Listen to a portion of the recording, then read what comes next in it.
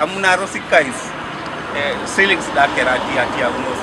So ilipiti so minister tesa pairs abgoi kin soto matun sana keda dodo ilipasinei jana kini angoli karu atomana do pala kanyetare.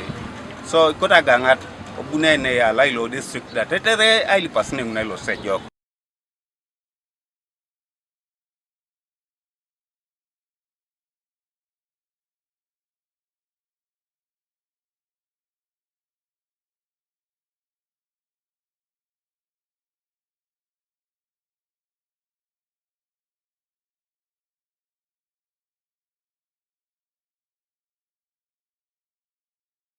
It is at the end. Yes. Even if you go down, silver, if you go down, down the third last. If you go, Omuswa must have been on Maswa.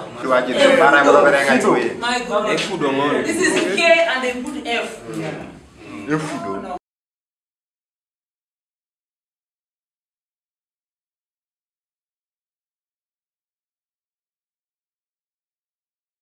And whether due to COVID, because the last 2 years have been very bad, whether due to neglect, but also certainly due to poor workmanship.